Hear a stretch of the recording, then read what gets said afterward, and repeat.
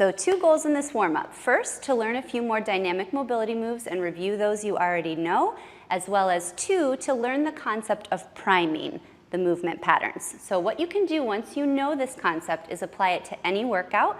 You'll look at your lifts for the day or even whatever activity you're doing, let's say hiking. You'll think of what that movement is. So for hiking, you're walking, you're basically lunging, and then you'll prime that movement pattern like a squat or a lunge in that case. So let's start off with a split squat to a lunge. You're gonna do hands behind the head, split squat stance, think train tracks, not tightrope, so a little distance between your feet, and then you're gonna come down and up for 5. So that's 2, 3, 4, 5, switching sides, train tracks again, 1, 2, 3, 4, 5, and then straight on for 5 bilateral squats. 1, knees tracking out, 2, 3, 4, and 5.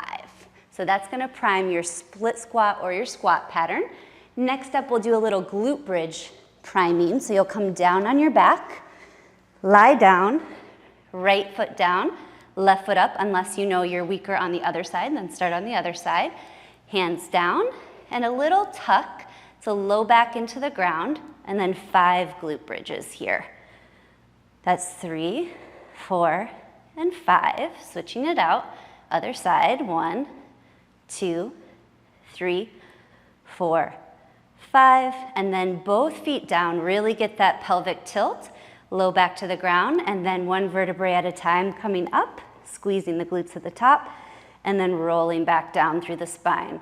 So take your time with those, really prime your glutes, your hips, your core, your pelvic floor for the workout to come. That's 3, 4, and if you lost your tilt, re-establish it, and 5. Okay, then the last one is your hinge pattern. So you're gonna come to a wall, or you could use a band. I'm thinking of what you can see better, so I'll show you with the band, but the wall is perfectly fine as well. And you're gonna get set up in a B stance. So you might recall from a few programs ago, B stance, 1 foot has the majority of the weight, the other foot's just like a little kickstand, and then you're coming down and then coming up. So we'll do 5 per leg. That's 2, nice and slow on the eccentric lowering portion. That's 4, last 1, and then switch sides. 1, the goal here is really just to feel a stretch along the back of the legs, feel the glutes lengthen. That's 4, last 1, and then we'll do 5 bilateral.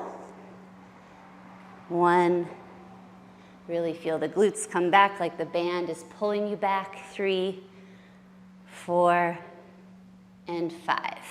So by then, you should feel pretty warm in the lower body, but we'll just kind of finish it off with a little mobility. So you're gonna do a little squat to hinge to overhead reach, maybe 8 to 10 reps. So that looks like this, coming down into a squat, hands down, hips go high into a hinge, and then reach overhead, squeeze the glutes. Come down, squat, hands, hinge, hips high, and reach. I'll just show you 3, but I would encourage you to do maybe 8 to 10 of those. And that will prime all your lower body movements. Keep in mind, day 1 is squat, day 2 is hip thrust, day 3 is deadlift, so you don't have to do all of those. You could just pick what you're actually priming for the workout, okay? Then upper body, I'm gonna give you 2 options. 1, if you know you're gonna be doing a push-up, you can prime with a push pattern. So you'll come to all 4s, then pop up to your toes, and let's do the 3-way push-ups that we learned way back in the first program if you were here. If not, I'll show you now. You're going to start on your toes, eventually come to the knees up, and then eventually stay on the knees. So it looks like this. Plank position, screw the hands in, look forward, coming down, pushing up. And do 3 here. Use that breath. And then 3 where you use the knees to come up, pop back to the toes, down, knees up. And last one, before then staying on the knees for 3. Okay. Now that would be perfect if you know you're gonna do push-ups later in the workout. Otherwise, if you know you're going to be doing bench press, I would suggest a banded chest press. So take a band, get it behind your back, kind of trap it, lie down, and then similar to that glute bridge, think low back into the ground, and then pushing up overhead, just like a bench press. Maybe 8 to 10 here. Think about bringing your chest together and low back into the ground. Okay. Then, to prime your overhead press pattern, you're gonna need a lighter band, most likely. So you're going to step on the band. And then little split stance squat, one arm coming up overhead. Think bicep back by the ear. And maybe 5 to 10 of these per side. Switching out to the other side. So again, try not to go right here. Try to go back a little further, bicep by the ear. And then, after you get 5 per side, if the band allows you, if it's a light enough band, both feet in and a little overhead press for 5. So that'll prime your overhead press pattern for a little later in the workout. And then the last upper body pattern is the pull pattern. So again, kind of depends on what you're doing. If you are going to be doing a chin-up or a pull-up, then I would recommend doing some kind of scat pull. So as a reminder, you'd come to a squat rack, you'd get your grip. If it's a pull-up, overhand grip. If it's a chin-up, underhand grip. If it's neutral grip, facing. So kind of do what works for priming your shoulders.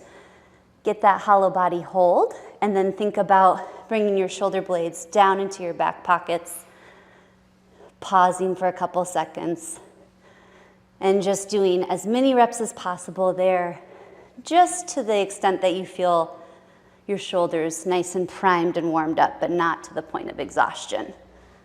If, on the other hand, you know you're not quite there with chin-ups, I would recommend doing a banded pull-down instead. So you'll take a band, loop it around, let the band help you take a seat, coming down, and then you could do single arm for a couple per side to kind of prime that back and that pull pattern before eventually doing a couple of bilaterals.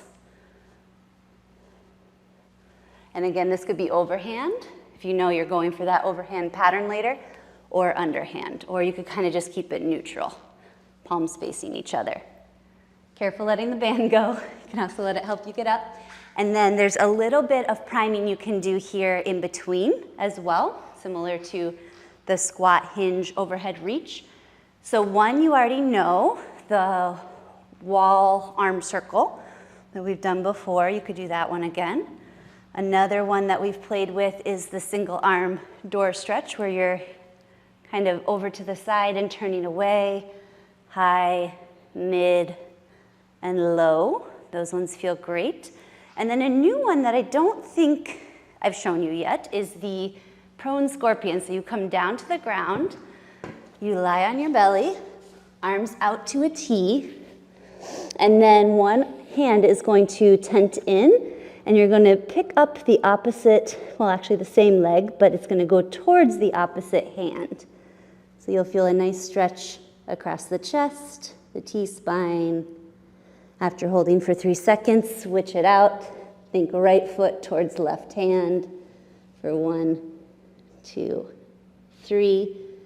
And you can go back and forth a couple of times there, maybe wrapping up with a little up dog to a down dog, and either walking the feet in or walking the hands in. A little nod yes, shake no, and then you should be all warmed up and ready to go.